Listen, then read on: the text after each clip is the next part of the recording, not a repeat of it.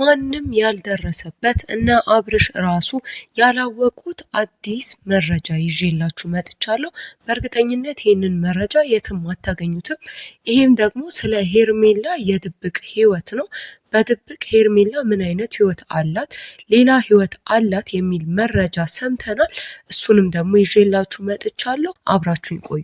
ሩታን የምትወዱ ሩታን የምትደግፉ ከሩታ ጎን የሆናችሁ ንጹህና ደጋግ ኢትዮጵያውያን ሰላማችሁ በያላችሁበት ይብዛልኝ። እንደምን አላችሁ? ሰብስክራይብ እያደረጋችሁ ላይክ እያደረጋችሁ ቻናሌን እንድትደግፉልኝ በፍቅር ስም ጠይቃችኋለሁ። እንግዲህ ዛሬ ከውስጥ የደረሰን ስለ ሄርሜላ እጅግ አስደንጋጭና አስገራሚ የሆኑ ወሬዎችና መረጃዎች አሉ።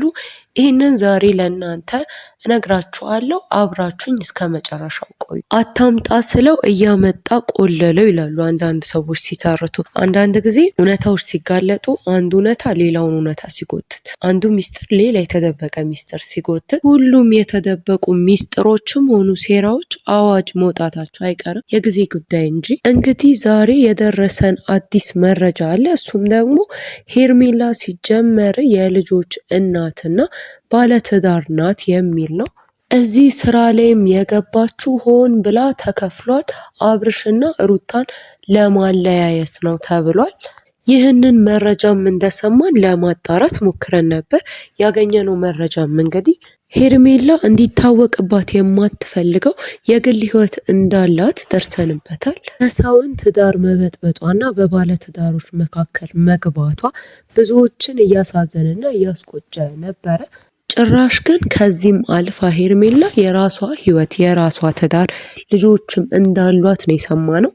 ታዲያ ምን አይነት አስተሳሰብ ቢኖራት ነው መቼም ቢሆን የሰውን ትዳር በጥብጣ ባለትዳሮችን አፋታ የኔ ህይወት የኔ ትዳር የተስተካከለ ይሆንልኛል ብላ ማሰብ አትችልም። እሷም ነገ ህይወቷ ላይ ትዳሯ ላይ የሰራችው ስራ ዞሮ እሷ ጋር መድረሱ አይቀርምና ውጤቱን ታየዋለች። አብርሽ ራሱ ይህንን ጉድ ሲሰማ ምን ይላል?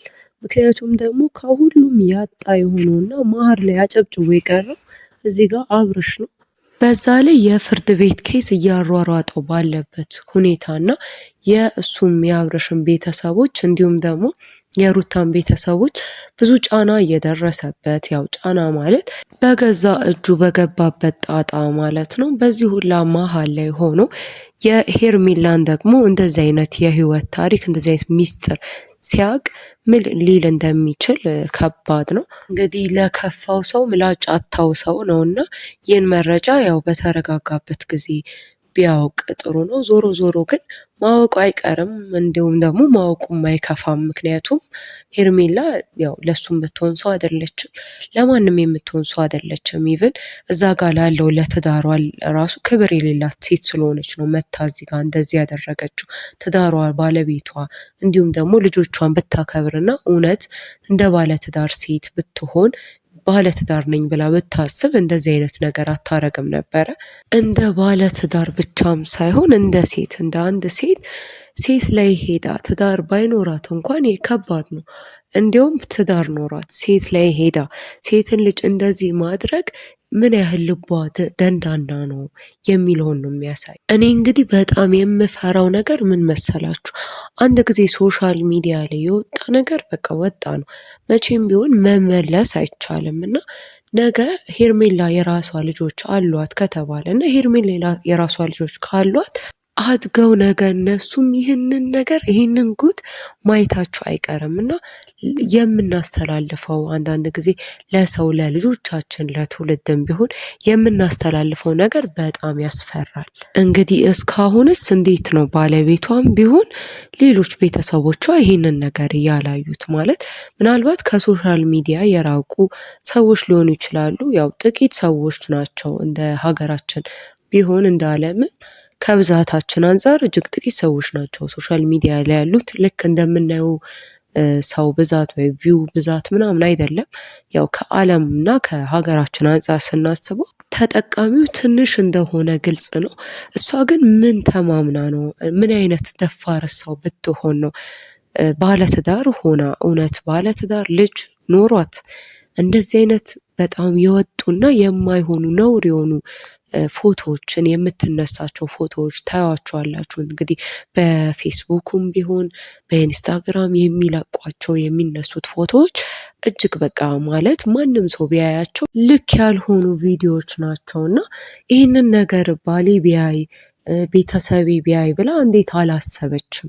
ምን ተማምና ነው በዚህ ልክ እንደዚህ በየሶሻል ሚዲያው እስከ መውጣት ድረስ ደፋር የሆነችው? ከባለቤቷ ጋር ያላት ትዳርስ አያሳስባትም? አያስጨንቃትም ወይ? ነገ ልጆቼን ትቼ እሄዳለሁ፣ ምናልባትም ትዳሬን ልበትን እችላለሁ ብላስ እንዴት አላሰበችም ነው? ወይስ እዚህ ጋር ሩታንና አብርሽን አፋትቼ እዛ ጋር ያለኝን ትዳር ባጣ እዚህ ጋር ከአብርሽ ጋር መኖር እችላለሁ የሚል ተስፋ ይዟት? ከእሱ አንጻር እንዲሁም አብርሽ እንደዚህ ቢያደርግ አይገርምም። ማለት ልክ አይደለም፣ ልክ ያልሆነ ስራ እንደሰራና እጅግ አስቀያሚ ነገር እንዳረገ እናውቃለን። ግን ወንድ ነው። አንዳንድ ጊዜ ሴት ግን ሲሆን ከባድ ነው። ምክንያቱም ደግሞ አምጧ የምትወልድ ሴት ናትና ልጆቿ ብላ ሴት ልጅ ለልጆቿ ብላ ብዙ ነገሮችን ትታገሳለች። ያው ማንም የሚያውቀው ነው። ሴት ልጅ ለቤተሰቦቿ የምትከፍለውን መስዋዕትነት፣ በተለይ ልጅ ሲኖራት ለልጇ የምትከፍለው መስዋዕትነት ተመልካቾች ከእናንተ በላይ እንዲሁም ይረዳዋል ብዬ የማስበው ሰው የለም። ስለዚህ ለባሏና ለትዳሯ ምን ያህል ክብር የሌላት ሴት ናት።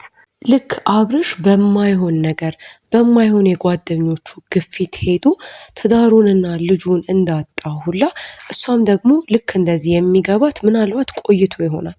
ተመሳሳይ ሰዎች እየሆኑ ነው። አስተውላችሁ ከሆነ አብርሽም ሄርሜላም። ምክንያቱም አብርሽ እንደዚሁ ትዳሩንና ልጁን ጥሎ ነው እንግዲህ ከሄርሜላ ጋር ሲሆን የገዛ ትዳሩን እውነተኛ ፍቅሩን ያጣው፣ እንዲሁም ደግሞ አራስ ልጁንም እንደዚሁ የተወው ማለት ነው። እሷም እንደዚህ እዛ ጋር የራሷ ትዳር ኖሯት ከአብርሽ ጋር እንዲህ ስትሆን ነገ በእርግጠኝነት ባለትዳር የሆናት ሰውዬ ወይም ባለቤቷ ሲሰማና ሲያቅ እሷም ልክ እንደዚሁ ይሄ ተመሳሳይ ነገር መፈጠሩ አይቀርም። እሷም ልክ እንደ አብርሽ ትዳሯን መበተኑ አይቀርም። ይህ ደግሞ ለእሷ ይከብዳል የበለጠ። ምክንያቱም ከወንድ ይልቅ ደግሞ ሴት ልጅ ትዳሯን ስታጣ የምትሰቃየው ከልጆቿ ጋር ራሷ ሴቷ ስለሆነች ለሴት ይከብዳል። እና ምን አይነት አስተሳሰብ ኖሯት እንደሆነ እውነት በጣም ያሳፍራል። ሩታን ማየት ይቻላል። ምክንያቱም ሩታ አሁን ያገባችው ባል የማይሆን ለልጆቿም ለወደፊት ለራሷም ለትዳሯም የማይሆን እንደሆነ ስታቅ ትዳሯን አቋርጣ ልጆቿን ለማሳደግ እናትም አባትም ሆና ልጆቿን ለማሳደግ ኃላፊነት ወሰደች። ባሏ ላልታመነላት እንደ አንድ ጀግና ሴት ሩታ ማድረግ የምትችለው ይሄንን ነበርና ጀግና ስለሆነች ይህንን ውሳኔ መወሰን በራሱ ከባድ ነው። ብዙዎች እንደዚህ አይነት ህይወቶችን እየኖሩ ግን ይሄ ብቻቸውን መሆን ፍራቻ ወይም ደግሞ ነገ እንዴት ሆኜ እቋቋማለሁ፣ እንዴት ልጄን ብቻዬን እሆናለሁ የሚል ፍራቻ ሁሉ ነገር ተሸክመው እያለቀሱ ይኖራሉ። ሩታ ግን ደፋር ቆራጥ በመሆኗ ልጇን እናትም አባትም ሆኖ ብቻዋን ለማሳደግ ቆረጠች። እንግዲህ እዚህ ጋር ሁለት የተለያዩ ሴቶችን እናያለን።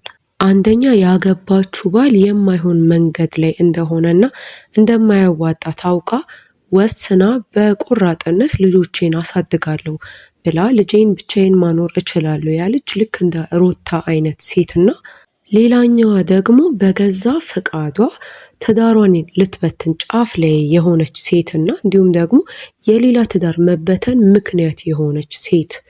እንግዲህ ምን አይነት ልዩነት እንዳላቸው ተመልከቱ። ምክንያቱም ትዳር ቀልድ አይደለም። መጀመሪያ ሲጋቡ በመሐላ ሲተሳሰሩ፣ በቃል ኪዳን ሲተሳሰሩ የማሉትን መሐላ ማጠፍና ይህን መሐላ መክዳት መርሳት በራሱ ፈጣሪ የማይወደው ነገር ነውና በሱም በዚህም ምድርም በሰማይም ቢሆን የሚጠየቁበት ስራ ነው። እንግዲህ ቤተሰቦቼ ለዛሬ ይዤላችሁ የመጣሁት መረጃ ይህ ነው። ሰብስክራይብ እንድታደርጉ፣ ላይክ፣ ሼር፣ ኮመንት እንድትጽፉ አደራ እያልኩኝ በዚሁ ልሰናበታችሁ። ሰላም ቆዩ።